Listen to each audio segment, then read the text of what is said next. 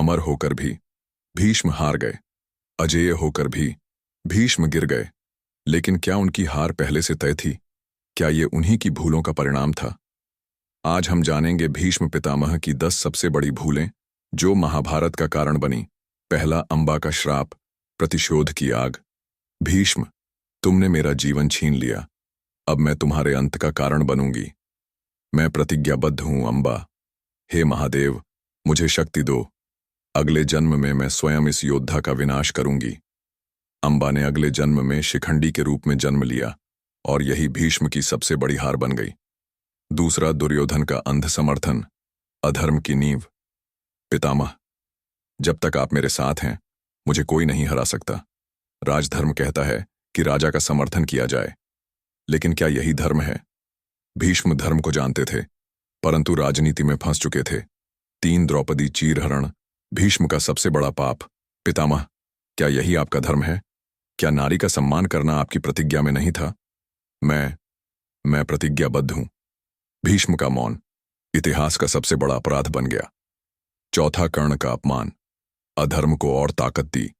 सूतपुत्र, तुम इस युद्ध में भाग नहीं ले सकते।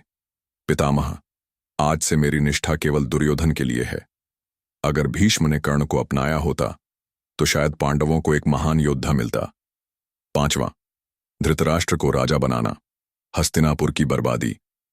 अगर भीष्म ने सही राजा चुना होता तो क्या हस्तिनापुर का भविष्य बदल जाता?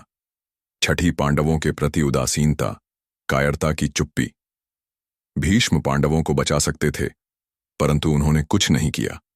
सातवां, दुर्योधन को न रोकना, विनाश की जड़। दुर्योधन, पितामह, आप मेरे साथ हैं या नहीं?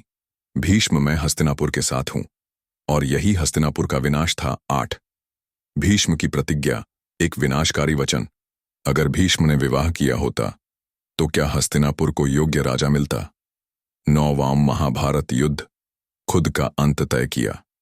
भीष्म, अंतिम शब्द, यह मेरा प्रारब्ध था, मेरी ही भूलों का फल।